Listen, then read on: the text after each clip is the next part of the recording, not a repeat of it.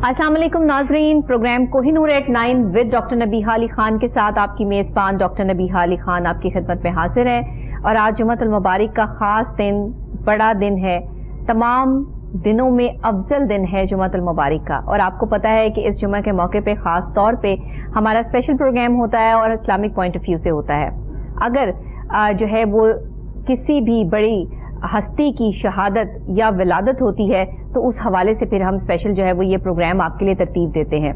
क्योंकि मुहर्रम करीब है और यकम मुहर्रम जो है वो हज़रत उमर फ़ारूक रज़ियल्लाहु तआला अन्हु की शहादत है। इस वजह से आज का प्रोग्राम भी हम ख़ास तौर पे खलीफा दोम हज़रत उमर फ़ारूक रज़ियल्लाहु तआला अन्हु पे करेंगे।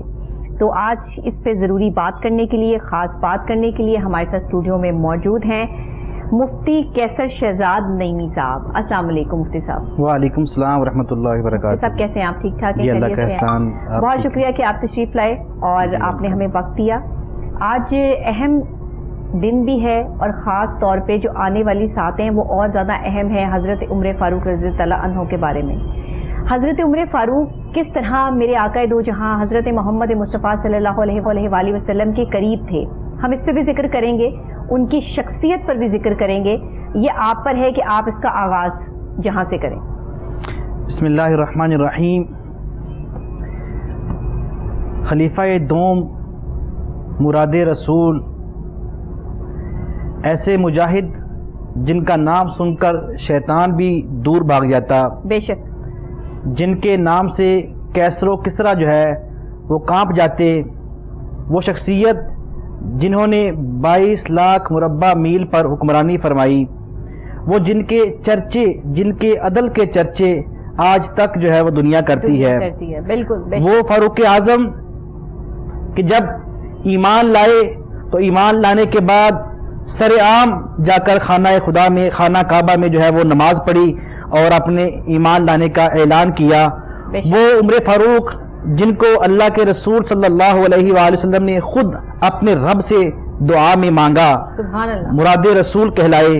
वो फारूक आज़म जिन्होंने अपनी जब खिलाफत संभाली, जिहाद किया, तो दुनिया उनके कारनामों से आजकल जो है वो हिस्ट्री आज तक जो है भरी हुई है। बिल्कुल। वो फारूक आज़म के जिन्होंने अपने दौर में ऐसा अदल कायम किया जिन्हें आदल असहाब कहा जाता है कि आप सहाबाए किराम में अदल के मामले में सबसे मुमताज थे। बिल्कुल सही। आपकी कुनियत अबू हफ्स है, आपका लक़ब फारूक आज़म है। वो फारूक आज़म जो नबी पाक सल्लल्लाहु अलैहि वसल्लम के ऐसे जाननिसार साथी थे कि हर वक्त नबी पाक सल्लल्लाहु अलैहि वसल्लम के साथ होते, और आपकी शहादत तो आका नामदार सल्लल्लाहु अलैहि वसल्लम ने अपनी जिंदगी में ही इसकी बशारत अता फरमा दी थी। मशहूर जिसे मुबारक है कि नबी अकरम सल्लल्लाहु अलैहि वसल्लम जबल ओहद पर तशरीफ फरमा हुए, तो जबल ओहद जो है उसने जुम्बश की, उसमें थरथराहट आई, वो कांपा। तो आका दो आलम सल्लल्लाहु अलैहि वसल्लम ने फरमाया, उसबुत या ओहद मा अलैका इल्ला नबियुन व सिद्दीकुन व शहीदान। ए ओहद ठहर जा, तेरे ऊपर एक नबी, एक सिद्दीक और 2 शहीद हैं। वो 2 शहीद कौन थे? खलीफा दोम उमर फ़ारूक रज़ियल्लाहु ताला अन्हु और खलीफा सोम सैयदना उस्मान गनी रज़ियल्लाहु ताला अन्हु हैं। इस्लाम की हिस्ट्री आपके कारनामों से भरी हुई है। आपने सन्ने हिजरी का आगाज किया जी। आपके दौर में आप रज़ियल्लाहु ताला अन्हु ने जो है वो डाक का महकमा कायम किया, पुलिस का महकमा कायम किया, अदालतें कायम की। आपने जो है वो मक्का से मदीना और मदीना से मक्का आने वाले रास्तों में लोगों की रहाइश के लिए मकानात तमीर फरमाए। आपके दौर में फर्स्ट टाइम मुअल्लिमीन के लिए तनख्वाहें जो है वो कायम की गई, और आपके दौर में इस्लाम इतनी तेजी से फैला, इतनी फतूहात हुई कि मिस्र, शाम, ईरान और रूम की सल्तनतें जो है वो अब इस्लाम की हल्का बगोश जो है उसमें दाखिल हुई, और आपके दौर में जो है फ़लस्तीन जो है फतह किया गया। आपके दौर में बैतुल मुक़द्दस जो है उस पर मुसलमानों का कब्जा हुआ, फातिह बैतुल मुक़द्दस आप बने। वो उमर फ़ारूक रज़ियल्लाहु ताला अन्हु جن کی جان نثاری اور دلیری کی آج تک دنیا مثالیں دیتی ہے. بے شک ان کے سامنے نبی اکرم صلی اللہ علیہ وآلہ وسلم کی محبت اتنی ان کے سینے میں موجزن ہوتی تھی کہ آقا دو عالم صلی اللہ علیہ وسلم خود ان کے بارے میں کئی احادیث میں ان کی شان بیان فرماتے ہیں. ایک روایت میں آتا ہے نبی پاک صلی اللہ علیہ وسلم ایک باغ میں تشریف فرما تھے، تو آپ نے بیٹھے ہوئے تھے تو ایک دروازے کے اوپر دستک ہوئی، کسی نے اندر آنے کی اجازت چاہی، تو آقا دو عالم صلی اللہ علیہ وسلم نے ارشاد فرمایا اے صحابی دروازہ کھولو اور جو شخص ہوں انہیں جنت کی بشارت دے دو. سبحان اللہ. تو وہ پہلی شخصیت جو داخل ہوئے وہ سیدنا ابوبکر صدیق رضی اللہ تعالی عنہ تھے. سبحان اللہ. اس کے بعد پھر دستک ہوئی، کسی نے آنا چاہا، اجازت چاہی، تو نبی اکرم صلی اللہ علیہ وسلم نے اسی صحابہ سے فرمایا کہ جاؤ جا کر دروازہ کھولو اور جو بھی ہوں انہیں جنت کی بشارت دے دینا. تو وہ سیدنا عمر فاروق رضی اللہ تعالی عنہ تھے. سبحان اللہ. عشرہ مبشرہ میں شامل اللہ کے نبی صلی اللہ علیہ وآلہ وسلم نے جنت کی بشارت دی، آپ کو شہادت کا رتبہ پایا. مسجد میں نماز کے موقع پر آپ پر جو ہے وہ حملہ کیا گیا، اور سب سے بڑھ کر نبی پاک صلی اللہ علیہ وآلہ وسلم کی مصاحبت نصیب ہوئی، جو ہے وہ روضہ رسول میں مدفن ہوئے، تدفین ان کی نبی پاک صلی اللہ علیہ وسلم کے ساتھ ہوئی. نبی پاک کے دوستوں میں جن کا شمار ہوتا ہے، جن کا شمار سب سے بڑی ہستیوں میں ہوتا ہے، جن کا شمار اللہ کے محبت کرنے والوں میں، اللہ کے پیاروں میں ہوتا ہے، ان کا نام ہے حضرت عمر فاروق رضی اللہ تعالیٰ عنہ، اور جنہوں نے ظلم کے خلاف ہمیشہ آواز بلند کی. اور میں یہ سمجھتی ہوں مفتی صاحب کہ ظلم جو اس دور میں ہوتا تھا آج کے دور سے وہ کچھ الگ نہیں ہے. اس وقت بھی لوگ ایک دوسرے کی اسی طرح خلاف ہوتے تھے، اس وقت بھی جو ہے وہ ایک دوسرے کو قتل و غارت اس وقت بھی بہت تھا، آج بھی ہے. بدلے کی آگ اس لمحے بھی چل رہی تھی، آج بھی چل رہی ہے. اور حضرت عمر فاروق رضی اللہ تعالیٰ عنہ کا قول مبارک ہے کہ جب بھی کسی شخص پہ ظلم کرنے کا سوچو تو یہ خیال رکھنا کہ اللہ کو تم پر کتنی قدرت حاصل ہے. یاد رکھو جو آفت تم لوگوں پہ مسلط کرو گے وہ ایک نہ ایک دن ٹل جائے گی، لیکن جو آفت تم اپنے نامہ اعمال میں اکٹھی کرو گے وہ کبھی نہیں ٹلے گی. یاد رکھو اللہ تعالیٰ ظالموں سے مظلوموں کا حق لے کے رہیں گے. اندازہ لگائیے یہ وہ والی بات ہے جو آج ہم دوسرے لوگوں کے درمیان میں ٹانگیں اڑاتے ہیں، لوگوں کی ٹانگیں کھینچتے ہیں، لوگوں کے خلاف جو ہے وہ جہاد کرنے کی بجائے جو ہے لوگوں کے خلاف جو ہے وہ ہم میدان میں اتر آتے ہیں کہ اس کی ہم کسی طرح جاب ختم کروا دیں، اس کی ہم بے عزتی کروا دیں، اس کو ہم یہاں سے نکلوا دیں، اس کو وہاں سے یہ کر دیں.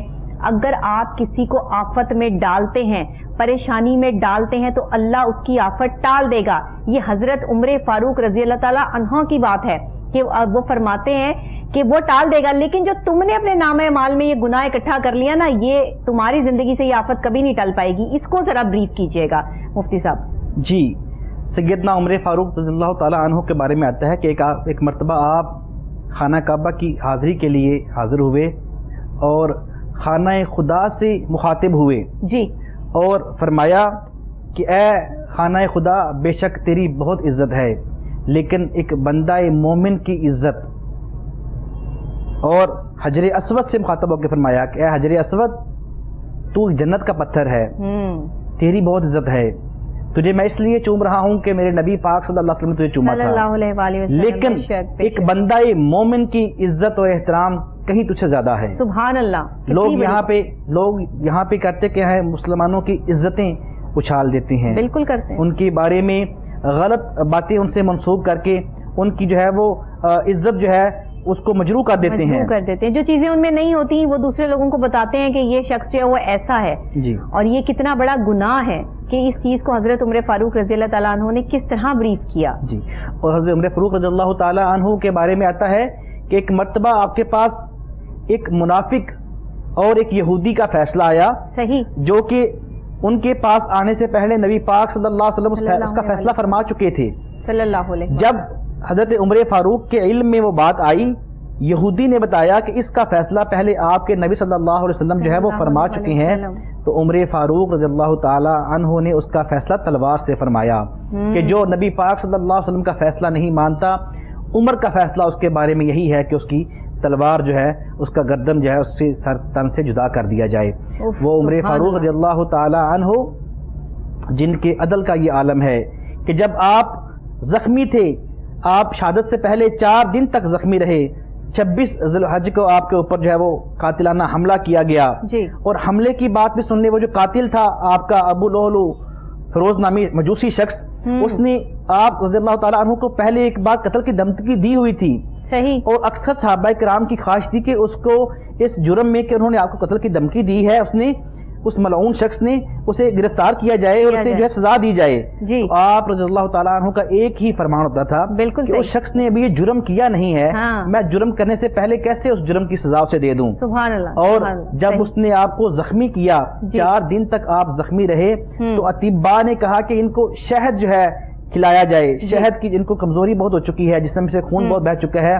تو آپ نے فرمایا وہ 22 لاکھ مربع میل پہ حکمرانی کرنے والا مسلمانوں کا عادل حکمران فرماتا ہے کہ میرے پاس شہد نہیں ہے، میرے پاس شہد میسر نہیں ہے. اللہ اکبر. صحابہ نے عرض کیا امیر المومنین بیت المال میں اتنا وافر مقدار میں شہد پڑا ہوا ہے. تو فرمایا میں اس بات کا کیا جواب دوں گا اگر میرے اللہ نے مجھ سے پوچھ لیا کہ اے عمر تم نے کس کی اجازت سے بیت المال سے مسلمانوں کا حق جو ہے وہ اپنے حق میں استعمال کیا. سبحان اللہ. یہ ہے حضرت عمر فاروق رضی اللہ تعالیٰ عنہ، یہ ہے ان کی طاقت، یہ ہے ان کی خوبصورتی، ان کی بہادری. اور دیکھیے کہ اللہ کے ساتھ کانٹیکٹ کیسا ہے کہ ایک ایک چیز کا حساب ہوگا. اور وہ عادل حکمران جن کے دور میں کہ وہ فرمایا کرتے تھے کہ اگر ایک جو ہے وہ جانور کو بھی روٹی نہ ملے یا اس کو کھانے کو نہ ملے تو اس کا ذمہ دار عمر ہے. تو اندازہ لگائیے کہ وہ کیسے لاسٹ وقت میں جو ایک آخری لمحات تھے اس میں جو ہے وہ خزانے سے ایک چیز بھی لینے کے لیے تیار نہیں ہے. اور آج کے اگر ہم دور کے لوگ دیکھیں تو عوام کا پیسہ، عوام کی چیزیں کس طرح ہم دیکھتے ہیں لٹتے ہوئے. یہ چیزیں ہمیں سیکھنی تھیں، یہ چیزیں سیکھ لی باہر کے ممالک میں. آپ دیکھیے عمر لا، ہر جگہ عمر لا جو ہے کہ نام سے جو لا مشہور ہے اس پہ لوگ فوکسڈ ہیں، اس پہ لوگ کام کر رہے ہیں. لیکن اگر عمر لا نہیں نظر آتا تو ہمیں پاکستان میں نظر نہیں آتا. یہ ہماری بدقسمتی ہے، ہم کیا کہہ سکتے ہیں اس میں. جی بالکل، ہمارے معاشرے میں ان کی سادگی نہیں اپنائی جا رہی. ہمارے حکمران جو ہے وہ مغرب کی مثال کیوں دیتے ہیں؟ انہیں ان کی سادگی نظر نہیں آتی کیا؟ وہ عمر جو فرماتے ہیں کہ اگر عمر کے دور میں کہیں کوئی جانور کیا کوئی کتا بھی کسی دریا کے کنارے بھوک سے مر گیا تو عمر سمجھتا ہے کہ وہ اس کا جواب دہ ہے، وہ اس سے اس کا جو ہے وہ حساب ہوگا. اور ایک بڑا خوبصورت واقعہ آپ کی زندگی کا کہ حضرت ابوبکر صدیق رضی اللہ تعالی عنہ کے وصال کے بعد جب آپ جو ہے وہ خلیفہ جو بنے اور امیر الامارت جو ہے وہ آپ نے سنبھالی، امیر المومنین بنے، تو آپ جو ہے وہ ان کو دیکھتا رہتے تھے کہ وہ کیا کیا امور سر انجام دیتے ہیں. جی بالکل صحیح، بالکل صحیح. اور یہاں پر اس وقت اس دور میں جہاں حضرت عمر فاروق رضی اللہ تعالیٰ عنہ کی بات کر رہے ہیں ہم، جہاں ہم ان کے یوم شہادت کو اس وقت میں کہ 1 محرم ان کی یوم شہادت ہے، اور شہادت کے وہ لمحات، وہ معاملات، یہ سب کچھ پہلے سے پتہ ہوتا ہے. اللہ والے اور اللہ والی ہستیاں جو ہیں بڑی، ان کو اندازہ ہوتا ہے کہ انہوں نے کب، کیسے اور کس طرح اس دنیا سے جو ہے وہ رخصت ہونا ہے. اس لیے وہ تاریخ کو بدلنے کی کوشش نہیں کرتے. جیسے کہ آپ فرما رہے تھے مفتی صاحب ابھی کہ حضرت عمر فاروق کو پتہ تھا کہ جو ہے وہ یہ شخص جو ہے وہ کس طرح ان کے پر وار کرے گا اور پیٹھ پہ وار کرے گا اور کس طریقے سے ان کو جو ہے وہ ضرب لگائی جائے گی یا ان کو شہید کیا جائے گا. تو یہ ساری چیزیں ان کو معلوم تھی. وہ چاہتے تو اپنے دور حکومت میں اس کے ساتھ وہ سلوک کرتے کہ یہ اس قابل ہی نہ رہتا کہ یہ ہوتا. لیکن جو اللہ کے حکم ماننے والے لوگ ہیں وہ کبھی بات ٹالتے ہی نہیں ہیں. ان کو پتہ بھی ہوتا ہے پھر بھی وہ نہیں ٹالتے. آپ امام حسین کی مثال لے لیجئے، کربلا میں جانتے ہیں کہ کیا ہونے والا ہے اور کچھ نہیں کیا. اور جو ہمارے مولا علی علیہ السلام، اتنی بڑی ہستی کہ جن کے بارے میں شیر خدا کا جنہیں لقب دیا گیا، انہیں معلوم تھا کہ انہیں کس طرح شہید کیا جائے گا، لیکن انہوں نے بھی اس چیز پر جو ہے وہ کوئی آرگومنٹ نہیں کیا، کوئی بات نہیں کی. یہ وہ ہستیاں ہیں جو ہمیں سکھاتی ہیں کہ ہمیں اللہ کے معاملات میں دخل اندازی نہیں کرنی ہے. جو اللہ نے ہمارے لیے طے کر دیا اس پہ یقین اور ایمان پکا ہوگا، تبھی ہماری زندگی آسان ہوگی. یہ ہماری عوام کو سمجھانے کی ضرورت ہے. ہم نے اسلام کو بڑا مشکل کر دیا مفتی صاحب، معذرت کے ساتھ. ہم جو ہے وہ چیزیں بتاتے ہیں لوگوں کو جو عام فہم نہیں، عام الفاظ میں نہیں، لوگوں سے ریلیٹ نہیں کرتی. میری کوشش یہ ہوتی ہے کہ جمعے والے دن جو پروگرام کیا جائے اس میں لوگوں کی زندگی سے ہی وہ بات نکالی جائے جس پہ فوکس تھا ہمارے اس وقت کے صحابہ اکرام کا، اولیاء اکرام کا، انبیاء اکرام کا، اور جیسے آج جو ہے وہ ہم خلیفہ دوم کی بات کر رہے ہیں ان کا. تو ظلم کے حوالے سے وہ کس طرح سے بات کرتے تھے، ان کا عدل جو ہے وہ کتنا مشہور تھا، پھر لوگوں کے ساتھ ان کا جو کانٹیکٹ، جو ایک انٹریکٹ تھا، جب رات کو دیکھا کرتے تھے، جا کے لوگوں کے گھر راشن پہنچایا کرتے تھے، کوئی بھوکا نہ سوئے، کسی کے گھر جو ہے وہ چولہا نہیں جل رہا، یہ چیزیں آج نظر نہیں آتی ہیں.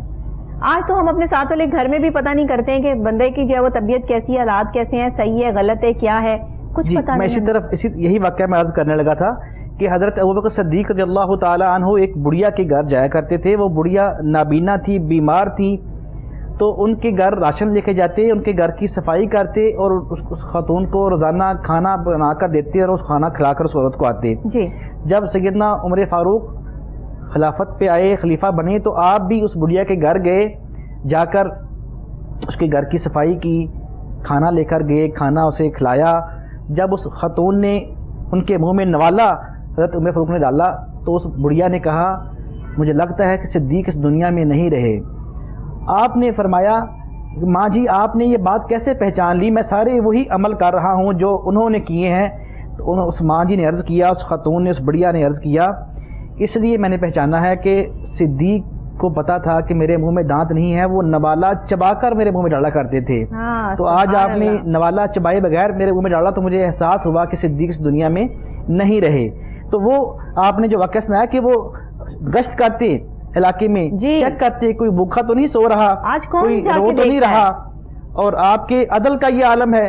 اور لوگ آپ سے سوال کرتے، آج تو آپ کسی سے پوچھ نہیں سکتے کسی نے کیا کیا ہے، سوال کرتے کہ ایک مرتبہ جنگ سے جو ہے وہ مال غنیمت ملا اور اس میں چادریں جو ہے وہ مال غنیمت میں آئیں. آپ چونکہ دراز قد تھے، آپ کا قد بہت لمبا تھا، تو آپ کی جو ہے وہ قمیض اس ایک چادر سے نہیں بن سکتی تھی. آپ خطبہ دینے کے لیے مسجد میں آئے، آپ نے وہ نئے کپڑے پہنے ہوئے اس چادر کے، تو صحابہ نے روک لیا کہ ہم آپ کا خطبہ بعد میں سنیں گے، پہلے ہمیں اس بات کا جواب دیں کہ اس چادر سے تو آپ کے کپڑے نہیں سل سکتے تھے، آپ کی قمیض نہیں سل سکتی تھی، آپ نے کیسے قمیض سلائی کی؟ تو آپ فرمایا، آپ خاموش رہے اور فرمایا اس کا جواب میرا بیٹا دے گا. آپ کا بیٹے عبداللہ ابن عمر رضی اللہ تعالیٰ عنہما جو ہے وہ کھڑے ہوئے اور انہوں نے فرمایا کہ میں نے جو میرے حصے کی چادر تھی وہ اپنے والد کو ہبہ کی ہے، گفٹ کی ہے، اس لیے دونوں چادریں ملا کے میرے باپ نے اس سے کپڑے سلائے کی ہیں. اندازہ لگائیں. تو اس پہ کوئی آپ نے غصہ نہیں فرمایا کہ مجھ سے سوال کیوں کیا بڑے مجمع میں، مجھ سے جو ہے وہ پوچھا کیوں گیا، بلکہ اس کا جواب عطا فرمایا. اور جب اگر ہم بات کرتے ہیں سیدنا عمر فاروق رضی اللہ تعالیٰ عنہ اور سیدنا علی کرم اللہ وجہہ الکریم کے پیار کی، ان کے محبت کی، تو میں ایک واقعہ عرض کرتا ہوں. سیدنا علی کرم اللہ وجہہ الکریم کے بارے میں آتا ہے کہ آپ اکثر ایک کالے رنگ کی چادر اوڑھا کرتے تھے. تو کسی شخص نے پوچھا کہ آپ اس چادر سے اتنا پیار کیوں ہے؟ تو انہوں نے فرمایا کہ یہ چادر مجھے میرے بہت ہی عزیز دوست عمر فاروق رضی اللہ تعالیٰ عنہ نے تحفہ دی تھی. مجھے یہ چادر اس لیے پسند ہے. اور اہل بیت سے پیار کا یہ عالم ہے عمر فاروق کا کہ روایت میں آتا ہے کہ ایک مرتبہ آپ نے آرڈر جاری فرمایا خلیفہ بننے کے بعد کہ آج کے بعد جو حسنین کریمین ہیں وہ جنگ میں شامل نہیں ہوا کریں گے، جو قافلے جہاد کے لیے جاتے ہیں ان کے لیے اس میں شامل نہیں ہوا کریں گے. جب سیدنا علی کرم اللہ وجہہ الکریم کو آپ کے اس فرمان کا پتہ چلا تو آپ ان کے پاس تشریف لائے اور پوچھا کہ امیر المومنین آپ کے اس آرڈر، اس حکم نامے کا کیا مقصد ہے؟ تو آپ نے فرمایا نبی پاک صلی اللہ علیہ وسلم کے وصال کے بعد جب ہمارا دل چاہتا ہے کہ ہم آقا دو عالم صلی اللہ علیہ وسلم کی زیارت کریں تو ہم حسنین کریمین کے چہرے دیکھ لیتے ہیں، ہم انہیں دیکھ کے نبی پاک صلی اللہ علیہ وسلم کو یاد کر لیتے ہیں. آپ جو ہے نبی پاک صلی اللہ علیہ وسلم سے شباہت، آپ کے چہرے مبارک ان سے بہت ملتے جلتے ہیں. تو میری خواہش یہ ہے کہ یہ اتنے پیارے چہرے روضہ رسول کے سامنے بیٹھ کر ہمارے لیے کامیابی کی، فتح کی دعا کیا کریں. ہم ان کی دعاؤں سے انشاءاللہ جیتیں گے. ہم نہیں چاہتے کہ وہاں پہ جا کر یہ شہید کر دیے جائیں تو ہم نبی پاک صلی اللہ علیہ وسلم کی مشابہت رکھنے والے چہروں سے جو ہے وہ محروم ہو جائیں. اور صرف یہی نہیں، لوگ بات کرتے ہیں آپ کے اور اہل بیت اطہار کے درمیان اتنا پیار تھا کہ جب آپ کے دور میں ایران فتح ہوا اور شاہ ایران کی جو ہے وہ صاحبزادی اس میں جو ہے وہ قیدی بن کر آئی تو لوگوں نے آپ سے سوال کیا کہ اس جو شاہ ایران کی بیٹی ہے اس کی شادی، اس کا نکاح آپ کس سے کریں گے؟ کہ اپنے بیٹے سے کریں گے یا خود سے کریں گے؟ آپ نے فرمایا اس کا جواب میں کل جمعہ کے خطبہ میں دوں گا. اور جمعہ کے دن خطبے میں ارشاد فرمایا شہزادہ تو حضرت حسین ہیں، لہٰذا ان کی شادی شہر بانوں کی شادی یا نکاح جو ہے وہ حضرت حسین رضی اللہ تعالیٰ عنہ سے ہوگا.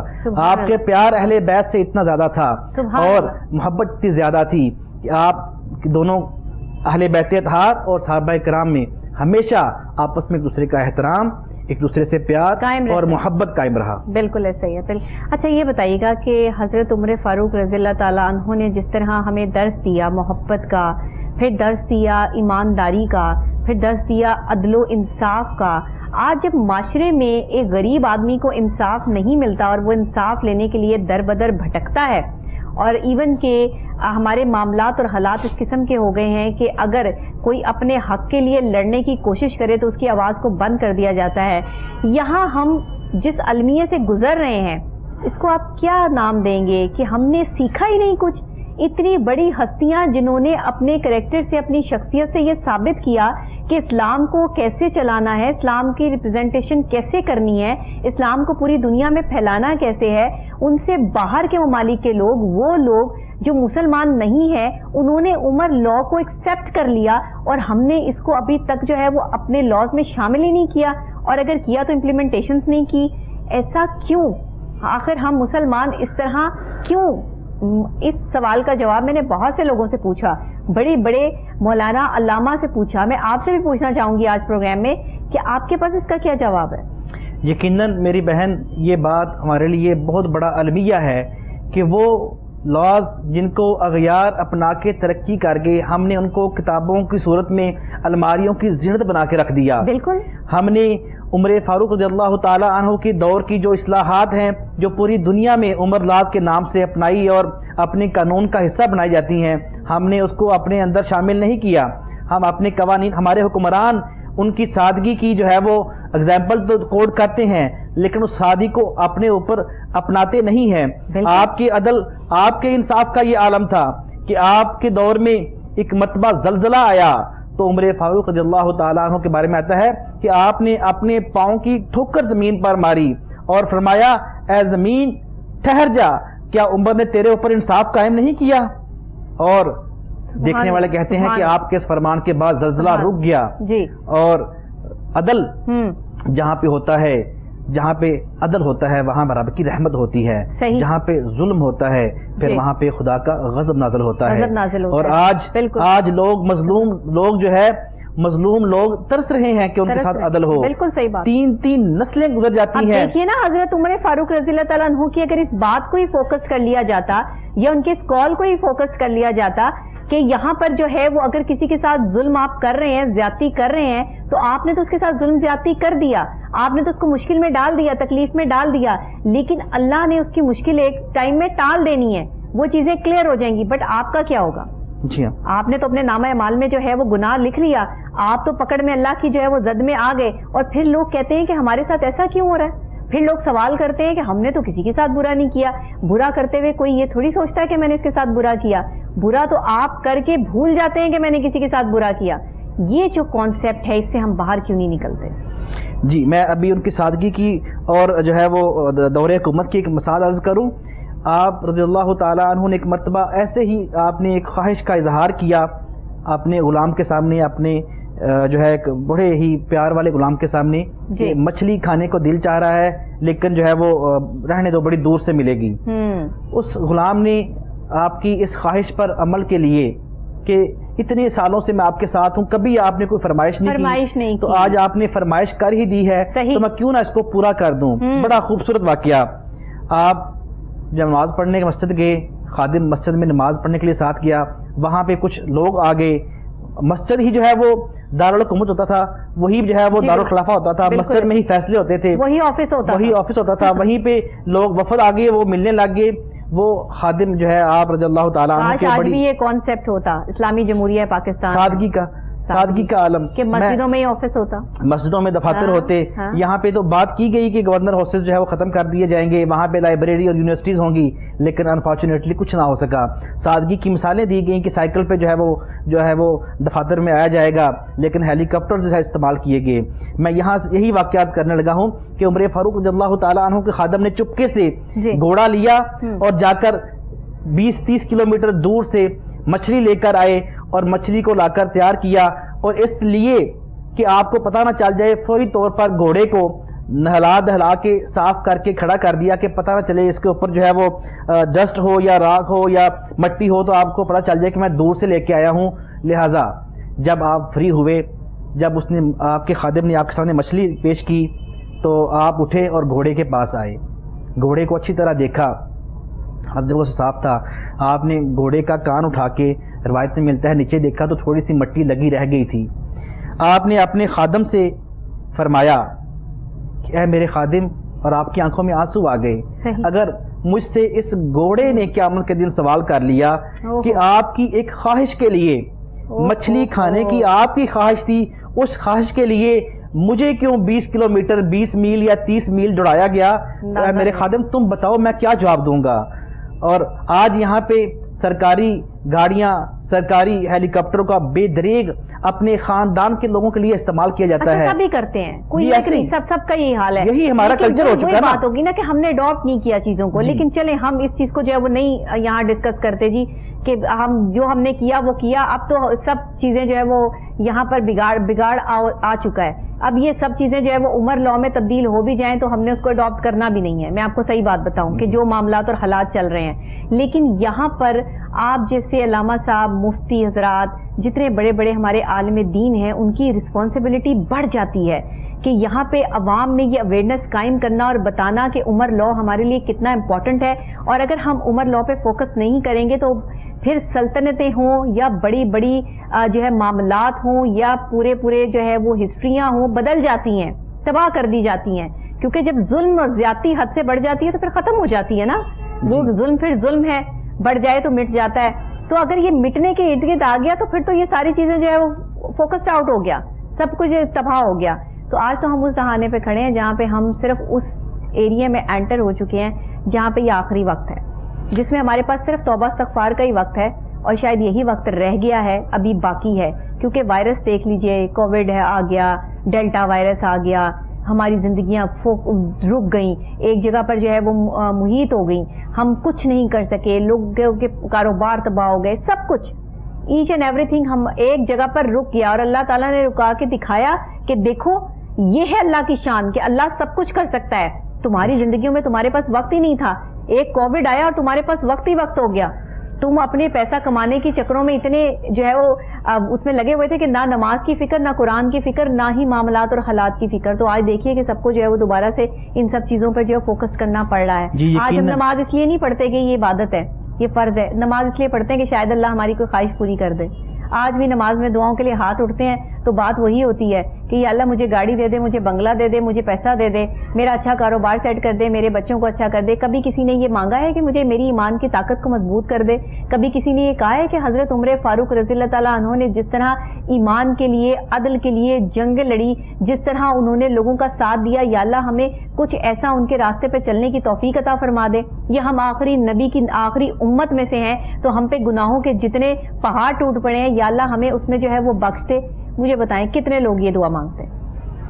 یقیناً آپ کی بات ایسے ہی 100% ٹھیک ہے کہ ہمارے ہاں ہم صرف جو ہے وہ شانیں تو بیان کرتے ہیں لیکن ان کے کریکٹر کو نہیں اپناتے، ہم ان کی جو سادگی ہے، جو سمپلسٹی ہے، اس کو اڈاپٹ نہیں کرتے، ہم ان جیسا کردار اپنانے کی کوشش نہیں کرتے۔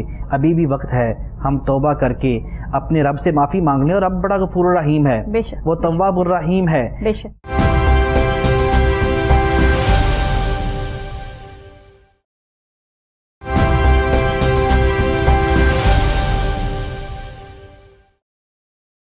اس وقت میں جو دور، جو معاملات گزر رہے ہیں، ابھی بھی وقت ہے ہمارے پاس، لیکن شاید صرف اب توبہ استغفار کا ہی وقت گزر گیا ہے، اور جتنا وقت ہمارے پاس باقی رہ گیا اس میں ہم استغفار ہی کر سکتے ہیں۔ مفتی صاحب آپ کیا کہیں گے، کس طرح ہم اس عمر لاء پہ فوکس کر سکتے ہیں، کس طرح ہم پاکستان میں عمر لاء قائم کر سکتے ہیں؟ اس کے لیے ہمیں کتنی محنت کرنی پڑے گی اور کتنا فوکس کرنا پڑے گا؟ جی بہت اچھی بات کی آپ نے کہ ابھی بھی وقت ہے ہم اپنے آپ کو بدل لیں، بالکل اپنے رب کے ہاں سر بسجود ہو جائیں، اپنے رب سے گڑ گڑا کے اپنے گناہوں کی معافی مانگ لیں جی۔ اور میرا رب تو بڑا غفور الرحیم ہے، وہ توبہ قبول فرمانے والا ہے۔ ابھی بھی ہم سادگی، چلیں حکومتیں اگر نہیں اپناتی تو کوئی بات نہیں، کیا ہم اپنے جسم پہ، اپنے آپ پہ آپ صحابہ کرام نبی پاک صلی اللہ علیہ وسلم کے فرامین اور آپ کی اپنائی ہوئی سادگی کو نہیں ہم اڈاپٹ کر سکتے جی. اپنے جسم پہ ہم اس کو لاگو نہیں کر سکتے کیا؟ بالکل سے. ہم میں سے ہر بندہ اپنی اصلاح کرنے کی کوشش کر دے، خود کو ٹھیک کرنے کی کوشش کر دے تو پورا معاشرہ ٹھیک ہو جائے گا. ٹھیک ہو جائے، صحیح بات ہے. حکومتوں کی ذمہ داری اپنی جگہ پہ ہے، لیکن ہم اپنے آپ سے تو آغاز کریں. اور جہاں تک میں واقعہ عرض کرنے لگا تھا کہ حضرت عمر فاروق رضی اللہ تعالیٰ عنہ کی عادت مبارکہ تھی کہ آپ گشت فرماتے تھے رات کو. جی. تو ایک مرتبہ آپ رضی اللہ تعالیٰ عنہ گشت فرما رہے تو آپ نے گلی میں دیکھا، بازار میں دیکھا کہ ایک نوجوان ہے، اس کے ہاتھ میں ایک بوتل ہے، اور آپ کو لگا کہ شاید وہ شراب کی بوتل ہے. صحیح. اور یقیناً وہ شراب کی بوتل ہی تھی. صحیح. لیکن اس نوجوان جس کے ساتھ واقعہ پیش آیا وہ بیان کرتا ہے کہ جب میں نے خلیفہ کو دیکھا تو میں کانپ گیا، اور میں نے دل ہی دل میں اپنے رب سے دعا مانگی، اے مالک آج مجھے امیر المومنین عمر فاروق کے غضب سے بچا لے. تو سے پکی توبہ کرتا ہوں، سچی توبہ کرتا ہوں کہ آئندہ میں شراب نہیں پیوں گا، گناہ نہیں کروں گا. وہ شخص بتاتا ہے کہ جو ہی حضرت عمر فاروق میرے قریب آئے اور آخر مجھ سے پوچھا کہ اے شخص جو یہاں کھڑا ہے یہ تیرے ہاتھ میں کیا ہے؟ کہتے جی میں نے ڈرتے ہوئے کانپتے ہوئے کہا جی یہ سرکہ ہے. جو ہی آپ نے وہ بوتل پکڑی اور اس کو چیک کروایا، وہ اللہ کی قدرت سے اور میری اس توبہ کی بدولت وہ شراب سرکہ بن چکی تھی، اور میں اس میری توبہ قبول ہوئی. اللہ تعالیٰ نے مجھے حضرت عمر فاروق کے غضب سے سزا سے بچا لیا، اور میں نے اس توبہ پہ قائم رہا. اس کے بعد زندگی میں کبھی شراب نہیں پی. ابھی بھی توبہ کا وقت ہے، ہم اپنے آپ کو بدل لیں، ہم اپنے رب کے ہاں سچی توبہ کر لیں، سر بہ سجود ہو جائیں تو ابھی بھی ہم خود کو بدل سکتے ہیں. حضرت عمر فاروق رضی اللہ تعالیٰ عنہ ایسے اللہ کے نبی کے قریب اور دوست اور محبت والے تھے کہ جب آپ ایمان لائے تو روایت میں آتا ہے کہ صحابی عرض کرتے ہیں کہ نبی پاک صلی اللہ علیہ وسلم سے روایت ہے کہ آپ نے فرمایا کہ جبریل امین آئے تھے اور انہوں نے آ کے بتایا ہے کہ اہل السماوات، آسمان والے فرشتے آپ کو حضرت عمر کے اسلام لانے کی مبارکباد پیش کر رہے ہیں. سبحان اللہ. جن کے واقعہ پہ آسمانوں سے مبارکبادیں جو ہیں وہ آتی ہیں. اور وہ عمر فاروق جن کی بہادری اور دلیری کا یہ عالم ہے. جب ہجرت مدینہ ہوئی تو اکثر جو مسلمان ہیں انہوں نے رات کی تاریکی میں جو ہے وہ ہجرت کی. حضرت عمر فاروق رضی اللہ تعالیٰ عنہ وہ واحد شخص تھے جنہوں نے دن کی روشنی میں ہجرت کی. آپ جب ہجرت کے لیے نکلے آپ خانہ کعبہ میں تشریف لائے، آپ نے خانہ کعبہ کا طواف کیا، وہاں نفل ادا فرمائے اور اپنی تلوار نکال کے للکارا. صحیح ہے وہ کوئی جس نے اپنی بیوی کو بیوہ کرنا ہو، ہے وہ جس نے اپنے بچوں کو یتیم کرنا ہو، وہ آئے اور عمر کو روکے. عمر ہجرت کرنے جا رہا ہے تو کسی کی ہمت نہیں تھی کہ آپ کے جلال اور آپ کے غضب کے آگے ٹھہرتا اور آپ کو روکنے کی کوشش کرتا. اور آپ صلی اللہ علیہ وآلہ وسلم سے حضرت عمر فاروق اتنی محبت کرتے تھے، ذرا سی بات آپ تک پہنچتی تو فوراً جو ہے وہ اجازت چاہتے کہ کسی نے نبی پاک صلی اللہ علیہ وسلم کی شان میں بے ادبی کی ہے تو آپ اجازت مانگ کے یا رسول اللہ دانی اضرب عنق حاذل منافق، جس منافق نے آپ کی بے ادبی کی ہے اے اللہ کے رسول مجھے اجازت دیجیے میں اس کی گردن اڑا دوں. سبحان اللہ. سبحان اللہ. آپ صلی اللہ علیہ وآلہ وسلم سے محبت کا یہ عالم تھا. اور آپ کے اگر ہم کارنامہ ہے انجام کی بات کریں تو آپ کے دور میں ہی مسجدوں میں روشنی کا اہتمام ہوا. بے شک. اور اس روشنی کی بدولت حضرت علی کرم اللہ وجہہ الکریم سے روایت ملتی ہے. آپ فرماتے ہیں مسجد میں تشریف لائے اور مسجد میں قندیلیں روشن دیکھیں تو آپ نے دعا دی کہ اللہ تعالیٰ حضرت عمر پر رحمتیں فرمائے کہ جنہوں نے ہمارے لیے یہ ایک اچھا عمل جو ہے وہ فرمایا اور یہ قیامت تک جو ہے وہ صدقہ جاری رہے گا. اور آپ کے دور میں ہی جو ہے وہ فوجیوں کے لیے گھر آنے کے لیے جو ہے وہ ٹائم کی لمٹ جو ہے وہ ڈیسائیڈ کی گئی کہ اتنے دیر بعد لازمی جو ہے وہ فوجی گھر آئیں گے. آپ کے دور میں نہریں کھودی گئیں، زراعت کے شعبے کو جو ہے وہ عام کیا، پانی بچا کر جو ہے وہ خود کفیل کیا گیا. اور ایسے کارنامے انجام دیے گئے کہ بیت المال کا جو شعبہ ہے وہ آپ کے دور میں قائم کیا گیا. تب سے چلتا آ رہا ہے. اس سے پہلے تو حضرت ابوبکر صدیق رضی اللہ تعالیٰ عنہ کے دور میں تو یہی ہوتا تھا. بیت المال سے لوگوں کو چلے آج بھی صحیح معنوں میں اگر بیت المال سے جو غریبوں کا علاج ہوتا ہے، اسپیشل کینسرز کے جو ہے وہ بڑی بڑی ڈیزیز ہیں جن کے غریب لوگ جو ہے اس کو افورڈ نہیں کر سکتے علاج، لوگوں کے فنڈ سے ہی چلے گا نا، بیت المال سے بھی جب لوگ اس میں جو ہے جمع کرائیں گے. آج ہم جس حالات اور جس معاملات سے گزر رہے ہیں اس میں بیت المال کی بھی اگر کنڈیشن اور معاملات دیکھیں تو وہ اب اس طرح کے نہیں رہے کہ بہت سارے لوگوں کی مدد جس طرح پہلے کی جاتی تھی اب نہیں کی جا رہی. وہ خود یہ کہتے ہیں کہ ہمیں جو ہے وہ اور فنڈز کی ضرورت ہے، اور پیسوں کی ضرورت ہے، اور چیزوں کی ضرورت ہے کہ جو ہم لوگوں میں بانٹ سکیں یا لوگوں کو دے سکیں، کیونکہ آج حالات میں وہ اجازت جو ہمیں ایک اجازت ملی تھی یا ایک ہمارے پاس جو ہے وہ وے تھا وہ بند ہو گیا. یہ اللہ کی ناراضگی ہے، یہ کچھ اور نہیں ہے. ایک وقت تھا کہ بہت اچھے طریقے سے لوگ اپنا سرکل چلا رہے تھے، بڑے خوش تھے، معاملات بڑے سیٹل تھے، لیکن آج اگر ہم دیکھیں تو بہت سارے معاملات جو ہیں وہ ڈی ٹریک ہو چکے ہیں. آپ کیا کہتے ہیں کہ آج واپس اگر اللہ کی خوشنودی چاہیے تو کون سے اہم کام ہیں جن کو ہمیں سر انجام دینا ہے، اور حضرت عمر فاروق رضی اللہ تعالیٰ عنہ کے کون سے ایسے اقوال ہیں، کون سی ایسی باتیں ہیں جن پہ ہمیں فوکس کرنا ہے تو ہم زندگی میں کامیاب ہو سکتے ہیں؟ آپ رضی اللہ تعالیٰ عنہ کے بہت سے اقوال ایسے ہیں جو بڑے ضرب المثل ہو چکے ہیں. آج یہ جو آج کا کام کل پہ مت چھوڑیں، یہ حضرت عمر فاروق رضی اللہ تعالیٰ عنہ اپنے جو گورنرز تھے ان کو خط لکھتے ہوتے تھے صحیح کہ اپنا آج کے جتنے بھی کام ہے وہ آج ہی کر کے سونا ہے. آج کے کام کو اگر آپ کل پہ ڈالیں گے تو آپ کے بعد کاموں کا اتنا ڈھیر لگ جائے گا آپ اسے پورا نہیں کر سکیں گے. تو آپ کے جتنے بھی گورنرز کو خط لکھتے تھے اور ان کی جو ہے وہ جب گورنر آپ نامزد فرماتے تھے تو آپ ان کے اثاثے جو ہے وہ لکھ کر اپنے پاس رکھ لیتے تھے، اور جب پھر انہیں گورنری ختم کرتے، انہیں گورنر سے معزول کرتے، پھر دوبارہ چیک کرتے کہ ان کے اثاثوں میں ایسٹس میں جو ہے وہ اضافہ تو نہیں ہوا. جی صحیح. اتنی جانچ جو ہے وہ جانچ پٹک کرتے، اور اتنی اور عدل، سب سے بڑا آپ کا جو وصف ہے وہ عدل ہے. آپ نے اپنے دور میں عدل قائم کیا اور ظلم کو جو ہے وہ روکا، اور جو ہے وہ جہاں پہ ظلم ہوتا ہے وہاں پہ اللہ کا غضب ہوتا ہے، اور جہاں پہ عدل ہوتا ہے وہاں پہ رب کی رحمت ہوتی ہے. رب فرماتا ہے کہ ان اللہ یحب جو ہے مقسطین، بے شک اللہ تعالیٰ انصاف کرنے والوں کو پسند فرماتا ہے. اور ان اللہ لا یحب الظالمین، اللہ تعالیٰ جو ہے وہ ظلم کرنے والوں کو پسند نہیں فرماتا. لہذا سب سے بڑا آپ کا جو کارنامہ ہے وہ زمین پر عدل قائم کرنا ہے. اور آج بھی اگر عدل ہو جائے تو لوگوں کے بہت سے جو ہے وہ مسئلے حل ہو جاتے ہیں. ظلم بچے جن رہا ہے کوچاؤ بازار میں، عدل کو بھی صاحب اولاد ہونا چاہیے. عدل کو بھی صاحب اولاد ہونا چاہیے. بالکل ایسے ہی ہے. آج کے دور میں عدل کی جہاں بات کر لی جائے وہاں ہم دیکھتے ہیں کہ میاں بیوی کے معاملات کی خرابی جو ہے وہاں عدل و انصاف، ایک شوہر کا ایک بیوی کے لیے، بیوی کا شوہر کے لیے وہ انصاف قائم کرنا، یا گھر کی سلطنت جو ایک پوری سلطنت ہوتی ہے، گھر میں جو ایک بڑا ہوتا ہے بندہ وہ فوکسڈ، وہ حکمران کی طرح ہوتا ہے، اس نے ایز اے حکمران جو ہے وہ گھر کو لیڈ کرنا ہوتا ہے، اور باقی سارے اس کے وزیر ہوتے ہیں کہ جو اپنے اپنے فرائض سر انجام دے رہے ہوتے ہیں. اگر گھر کا ایک وزیر بھی صحیح کام جو ہے وہ سر انجام نہیں دے گا تو گھر کا جو سربراہ ہے یہ اس کے اوپر بات آئے گی، لوگ اس کے اوپر انگلی اٹھائیں گے کہ اس کے گھر کے انتظامات جو ہے وہ ٹھیک نہیں ہیں، گھر کا نظام اس نے ٹھیک نہیں رکھا ہوا. حالانکہ وہ چاہے جتنا ہی اچھا ہو، وہ جتنا ہی ویل اسٹیبلش ہو، اس کا ذہن کتنا ہی کشادہ کیوں نہ ہو، حضرت عمر فاروق خود سے یہ لاز انہوں نے بنائے اور قائم کیے جو آج تک قائم تو ہیں، لیکن ہم ان کو مانتے نہیں اور ہم ان پہ فوکس نہیں کرتے. ہم ان کو اگر مان بھی لیں تو ہم ان کے جیسا کرنا نہیں چاہ رہے یا کر نہیں پا رہے. تو اس چیز کو آج ہمیں اپلائی کرنا ہے اپنی زندگیوں میں بھی، اور ساتھ اپنی اور روٹین ورک میں بھی. ایک گھر کی جو سلطنت ہے اس کا جو سربراہ ہے نا، اس کا کہنا ماننا پڑے گا. کسی ایک کو بڑا بنا لیجئے.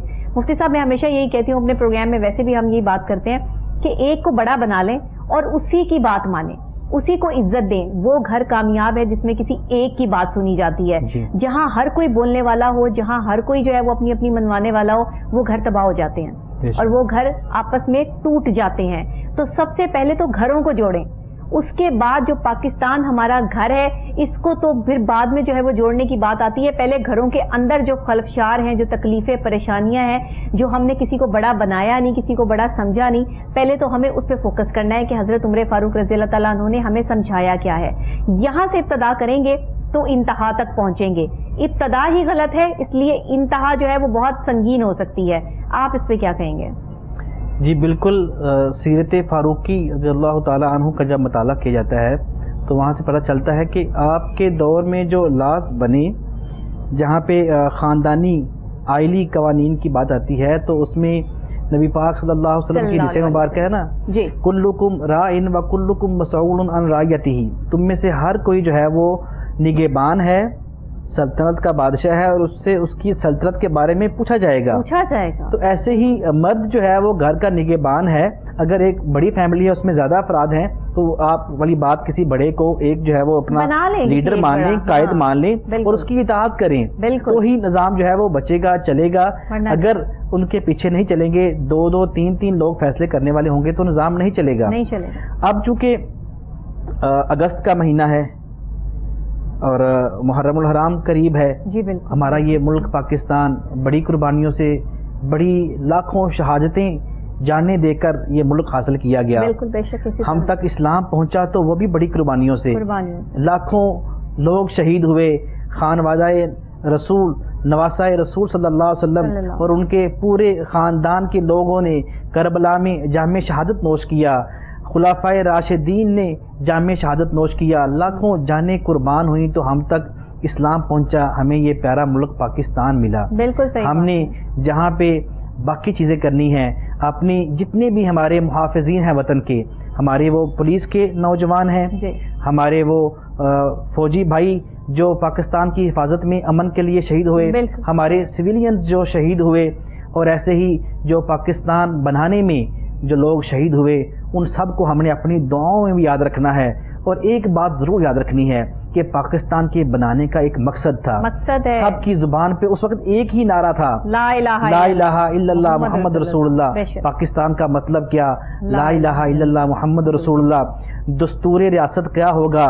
ٹھیک ہے، ہم نے ریاست کا وہ دستور بنانا ہے، اسلامی جمہوریہ پاکستان بنانا ہے، جی بالکل، جس کی طرف ہم بار بار اشارہ کر رہے ہیں کہ ہم نے اپنے لاز کو عمر لاز اس میں شامل کرنے ہیں، ہم نے اپنی ریاست کے قانون کو جو ہے ان کے مطابق بنانا ہے، اور ایسا قانون جس میں خواتین کے حقوق، حکومت پہ نہیں ڈال سکتے نا، جی عوام پہ، ہر بندے کو اپنا حصہ ڈالنا ہے۔ آپ خواتین کے بارے میں آپ بات کر رہی ہیں تو میں ایک بات کہوں جس میں موسٹلی جو ہے وہ جو ہیومن رائٹس کی تنظیمیں ہیں یہ بات نہیں کرتی، اور ہم یہ بات کرتے ہیں، ہمارے دین نے ہمیں یہ بات سکھائی ہے کہ وراثت میں خواتین کو ان کا حق دو، بالکل دیں، اور وراثت میں خواتین کو ان کا حق نہ دینا یہ بہت بڑا ظلم ہے۔ اسلام دیتا ہے حق، اسلام یہ حق دیتا ہے، یہ ہندوانہ کلچر ہے کہ بھائی بہنوں کا حق دبا کے بیٹھ جائیں، باپ بیٹیوں کا حق دبا کے بیٹھ جائیں، اور جہیز کے نام پہ کہ ہم نے جہیز دیا تھا ہم حق نہیں دیں گے، ایسا نہیں ہے۔ اللہ کی بڑی ناراضگی ہے یہ۔ یقیناً آپ جو وراثت حصہ کھاتے ہیں وہ قیامت کے دن جواب دہ ہیں، نمازیں، روزے، حج، زکوٰۃ اس چیز کو مانے نہیں ہوں گے، آپ نے کسی کا حق کھایا تو بچا لیں گی، نہ، وہ حقوق اللہ ہیں، یہ حقوق العباد ہیں۔ لہٰذا عدل فروقی ہمیں سبق یہ دیتا ہے کہ ہم ہر بندے کو اس کا حق دیں، اور ویسے بھی عدل کی تعریف کیا ہے؟ وضع الشیء فی محلہ، کسی چیز کو اس کی اصل جگہ پہ جس کا جو حق ہے اس کو وہ دینا، یہی عدل ہے، اور جو اس کا حق بنتا ہے انہیں ملنا چاہیے۔ خواتین کو ان کے جو حقوق اسلام نے دیے ہیں اتنے کسی مذہب نے نہیں دیے، وہ ان کے جائز حقوق ان کو ملنے چاہیے۔ نبی پاک صلی اللہ علیہ وآلہ وسلم جس مرض میں دنیا سے تشریف لے گئے، اس مرض میں آپ کی زبان پر جو آخری الفاظ تھے ان الفاظ میں یہ بات ملتی ہے کہ خواتین کے بارے میں اللہ سے ڈرو، اپنی بیویوں کے معاملے میں اللہ سے ڈرو، اپنے غلاموں کے معاملے سے اللہ سے ڈرو، اور بیویوں کے بارے میں فرمایا کہ تم اللہ کا نام لے کر ان کو اپنے نکاح میں شامل کرتے ہو، ان کے بارے میں اپنے رب سے ڈرو، ان پہ ظلم نہ کرو۔ لہٰذا ظلم جو ہے وہ کہیں پہ بھی ہو ظلم ہے، اس کو روکنے کے لیے عدل کا معیار جو ہے بڑھانا پڑے گا، عدل کا دائرہ کار وسیع کرنا پڑے گا، اور عہد فاروقی کی جو عدل ہے اس کی مثالیں جو ہمیں ملتی ہیں ان کو اپنانا ہوگا، اور دل کو کشادہ کرنا پڑے گا۔ ہمیں یہ رنجشیں، یہ جو معاملات ہیں جو ایک دوسرے سے ہم خائف ہیں، ایک دوسرے کے ہم دشمن ہیں، کوئی اچھا کام کر رہا ہے تو یہ کیوں کر رہا ہے، یہ کوئی اچھے لیول پہ جا رہا ہے تو کیوں جا رہا ہے، یہ جو چیزیں جب تک ہمارے معاشرے سے یہ ختم نہیں نہ ہوں گی ہم کبھی کامیاب نہیں ہو سکتے۔ اور ایسا بندہ آپ دیکھ لیں جو حاسد ہونا، وہ کبھی کامیاب نہیں ہوتا، وہ کہیں نہ کہیں جا کے اس کی اندر کی منافقت، اس کا حسد دنیا کے سامنے آتا ہے، اور وہ خود ہی اپنے آپ میں جو ہے وہ ذلیل ہو جاتا ہے، اس کو کوئی بندے کو جو ہے وہ کرنے کی ضرورت نہیں پڑتی ہے۔ تو آج اگر ہم اس دور سے گزر رہے ہیں کہ جہاں پہ ہمیں حضرت عمر فاروق رضی اللہ تعالیٰ عنہ کے ان لاز کو فالو کرنا ہے کہ جو انہوں نے بنائے ہیں، تو میں سمجھتی ہوں کہ اگر ہم تھوڑے سے بھی فالوورز ہونا، تھوڑے سے بھی، تو بہت حد تک ہم اللہ کے قریب ہو سکتے ہیں۔ اور اللہ جو آج ہم سے ناراض ہے وہ اسی وجہ سے ہے کہ ہم نے غریبوں کا حق مارا، ہم نے بیواؤں کی جو ہے یتیموں کی زمینوں کو ہتھیایا، ہم نے جو ہے وہ اپنے گھر میں رہنے والی عورتوں پہ ظلم کیے, بچوں پہ ظلم کیے, ماں باپ کی نافرمانی کی, یہ سارے گناہ سمیٹ لیے ہم نے اپنی جھولیوں میں, اور ہم نے اللہ سے پھر بھی مانگنے کی یہی فرمائش کی. کبھی یہ نہیں کہا کہ ہمارے گناہوں پہ ہمیں ندامت ہے اور ہم معافی مانگتے ہیں یا ہمیں بخش دیں, ایسی بات نہیں کی. بس ہم نے یہی کہا اللہ یہ بھی دے دے, یہ بھی دے دے, یہ بھی دے دے. اچھا اللہ کہتا ہے اچھا چل یہ بھی لے لے, یہ بھی لے لے, یہ بھی لے لے, لیکن تجھے میری رحمت نہیں ملے گی. اور آج یہی ہو رہا ہے کہ آج اللہ دولت میں تو تول رہا ہے, دے رہا ہے کہ ٹھیک ہے یہ بھی لے لو, یہ بھی لے لو, یہ بھی لے لو, کیونکہ تمہیں ضرورت اسی چیز کی ہے, تم نے اپنی آخرت تو سنوارنی نہیں. تو آج اگر اپنی آخرت سنوارنی ہے مفتی صاحب, تو ہمیں کون سے ایسے عمر لاء کو فالو کرنا ہے, کون سی ایسی چیدہ باتیں ہیں. چلیں ہم بہت ساری نہیں کر سکتے, کوئی 2-3 ہی ایسی بتا دیں کہ جس پر اگر فوکس ہو جائے تو ہماری زندگیاں آسان ہو جائیں. جی, سب سے پہلی چیز میں سمجھتا ہوں جو سیرت فاروقی سے ہمیں سیکھنے کو ملتی ہے وہ ہے خود احتسابی. ہر بندہ اپنا احتساب خود بھی کرے اور اپنے آپ کو احتساب کے لیے پیش بھی کرے. اگر ہم سب ایک دوسرے کو ٹھیک کرنے کی کوشش کریں گے تو معاملات ٹھیک نہیں ہوں گے. ہر محکمہ, ہر ادارہ, ہر فرد اپنے آپ کو خود احتسابی کرے اور اپنا احتساب خود بھی کرے اور اپنے آپ کو احتساب کے لیے پیش بھی کرے. جیسے خلیفہ دوم رضی اللہ تعالیٰ عنہ ہمیشہ کھلے عام جو ہے اجازت ہوتی تھی ہر بندے کو کہ وہ سوال کر لے آپ سے. آج اجازت نہیں لوگوں کو, آج لوگوں کو اجازت نہیں سوال کرنے کی. آج سوال کرنے پہ بھی پابندیاں لگ جاتی ہیں, بالکل میڈیا پر پابندیاں لگ جاتی ہیں. ایسا دور فاروقی میں نہیں تھا. کوئی عام سے عام شخص بھی جو ہے اس کو بھی پورا حق تھا کہ وہ خلیفہ سے پوچھ سکے کہ آپ نے یہ کام کیوں کیا اور اس کے پیچھے آپ کے پاس. آج سچ بولنے والا انسان مشکل میں ہے اور جھوٹ بولنے والے کا بازار جو ہے وہ گرم ہے بھائی. وہ کما بھی رہا ہے, کھا بھی رہا ہے, موجیں اس کی. اور یہ دور اس دور کی نشاندہی کرتا ہے جو آج سے 1400 سال پہلے میرے آقا دو جہاں حضرت محمد مصطفیٰ صلی اللہ علیہ وآلہ وسلم نے فرما دیا کہ ایک دور ایسا آئے گا کہ جب جھوٹ کا دور ہوگا, وباؤں کا دور ہوگا, ایسی چیزیں سامنے آئیں گی کہ لوگ جو ہے ان وباؤں پہ یقین کر لیں گے. سوشل میڈیا کا دور ہوگا. سوشل میڈیا پہ آپ دیکھ لیں کیا معاملات ہوتے ہیں. اپنے پاس سے جو ہے وہ لوگوں نے بہت ساری چیزیں باتیں کی ہوتی ہیں اور اس کے بعد آن اینڈ آن ساری دنیا ڈر جاتی ہے کہ اوہو یہ کیا ہو رہا ہے. ایسی چیزیں جو ہے وہ دکھا دیتے ہیں جن کا حقیقت سے تعلق کوئی نہیں ہوتا. تو یہ چیزیں جو ہے نا, جبکہ جو میڈیا ہے, جو پرنٹ میڈیا ہے اور الیکٹرانک میڈیا ہے, یہاں پہ ہم کوئی بھی تصدیق کے بغیر بات نہیں کر سکتے. یہاں پہ ہمارے پہ بڑی ذمہ داری عائد ہوتی ہے کہ ہم نے وہی چیز آپ کو دکھانی ہوتی ہے جو سچی ہو, کھری ہو اور صحیح ہو. کیونکہ یہ چیزیں جو ہے نا, آج بھی آپ لوگوں سے یہی التماس اور گزارش ہے کہ جو ایک الیکٹرانک یا پرنٹ میڈیا ہے وہ وہیں سے خبر لیتا ہے یا بات کرتے ہیں ہم آپ سے جو اتھینٹک ہوتی ہے. تو آج ہمیں ضرورت ہے کہ ہم اپنے صحابہ اکرام کو, انبیاء اولیاء اکرام کو, بڑے بزرگان دین کو, جو ان کے معاملات تھے, حالات تھے, ان کی زندگی سے سیکھیں. ایسے پروگرام شروع کیے جائیں جس سے ان کی زندگی کے پہلوؤں کو دیکھنے کا موقع ملے. اسی لیے میں نے یہ سوچا اور ہمارے پوری ٹیم کی یہ محنت ہمارے ساتھ ہے, اس خاص طور پہ اس ٹی وی چینل کی, کوہ نور ٹی وی کی, کہ جمعے والے دن ہم اسپیشل جو ہے وہ اس شو کو ایک ڈفرینٹ انداز سے کریں جس میں ہم آپ کو کچھ سمجھا سکیں, بتا سکیں. اور اگر کوئی ایک شخص بھی اپنی شخصیت کو بدلنے میں کامیاب ہو جاتا ہے تو یہ اللہ کی بارگاہ میں ہماری نیکی جو ہے وہ قبول ہو جاتی ہے. تو میں سمجھتی ہوں کہ یہ پروگرام کرنے کا ہمارا فرض ادا ہو جاتا ہے, کیونکہ پروگرامس تو سبھی کرتے ہیں لیکن اپنا فرض سمجھ کر اگر کوئی کر رہا ہے تو یہ اللہ نے اس کا اجر دینا ہے, بندہ اس کا اجر نہیں دے سکتا کسی کو. تو مفتی صاحب یہ ذرا بتائیے گا کہ آج کے دور میں اگر آپ یہ سمجھتے ہیں کہ جس طرح حضرت عمر فاروق رضی اللہ تعالیٰ عنہ کی شہادت ہوئی, اس شہادت کے واقعے کو اگر ہم جو ہے وہ اپنے الفاظ میں آپ سے سنیں تو آپ اس میں کس طرح ہمیں جو ہے وہ بتائیں گے اور اس شہادت سے ہمیں سبق کیا ملتا ہے؟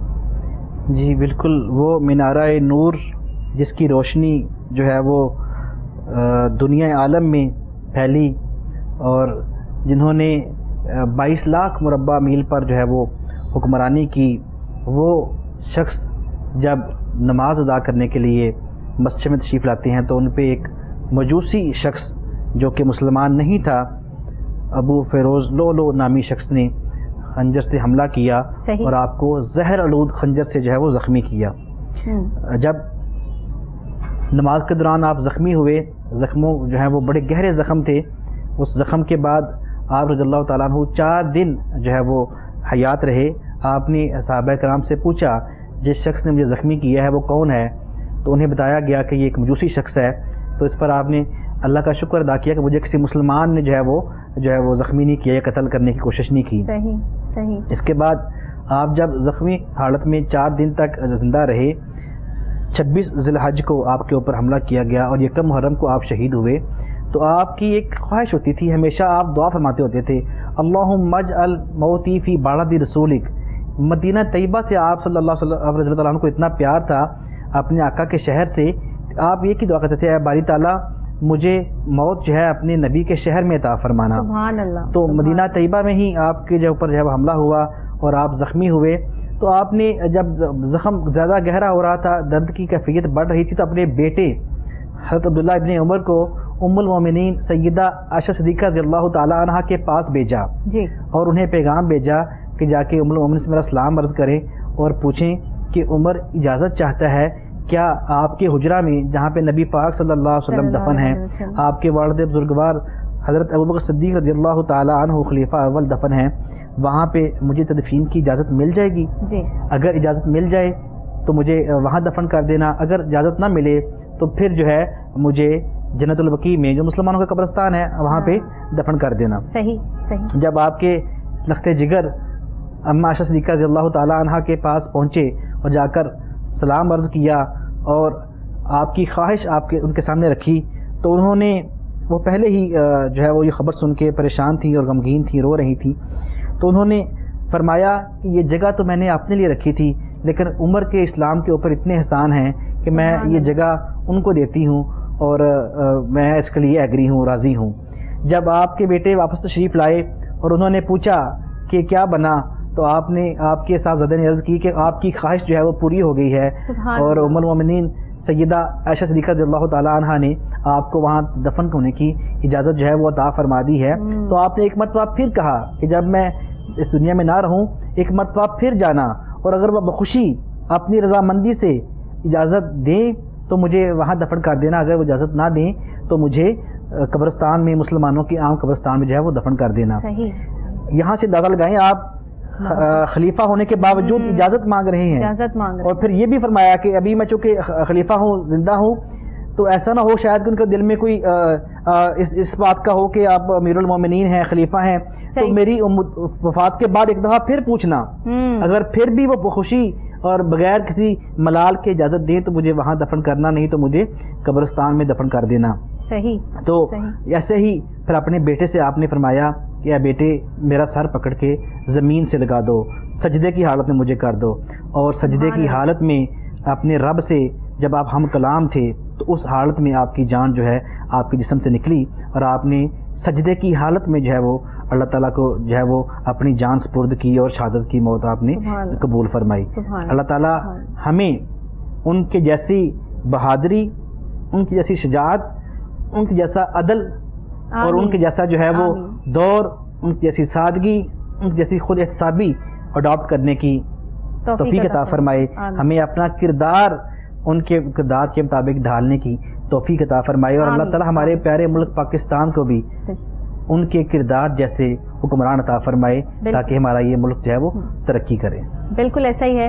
آج حضرت عمر فاروق رضی اللہ تعالیٰ عنہ پہ یہ اسپیشل پروگرام جو ہم نے پیش کیا، شہادت عمر فاروق رضی اللہ تعالیٰ عنہ 1 محرم کو ہے، اور اس وقت جو اگست کا مہینہ ہے، آزادی کا مہینہ ہے، یہ بھی محرم میں ہی جو ہے وہ ہم اس کو دیکھیں گے اور سیلیبریٹ کریں گے، کیونکہ آزادی آزاد قوموں کا مقدر ہے، اور آزاد قومیں اپنی آزادی کے دن کو، آزادی کے مہینے کو بڑی جوش و جذبے اور جنون کے ساتھ مناتی ہیں۔ اور میں دیکھتی ہوں کہ جس روڈ سے میں گزر رہی ہوں، ہر روڈ پہ جو ہے وہ پاکستان کے جھنڈے اور جھنڈیاں ہیں، اور اس وقت میں سمجھتی ہوں کہ حضرت عمر فاروق رضی اللہ تعالیٰ عنہ کے جو اقوال ہیں، جو ہمیں سکھایا گیا، جو عدل و انصاف کی بات کی گئی، جو محبت اور چاہت اور امن کی بات کی گئی، آج ہمیں پورے پاکستان کو، تمام پاکستانیوں کو، تمام مسلمانوں کو اس امن اور محبت کا گہوارہ بن کے تمام اقلیتوں کے ساتھ محبت سے جو ہے وہ رہنا ہے، کیونکہ پاکستان سب کا ہے۔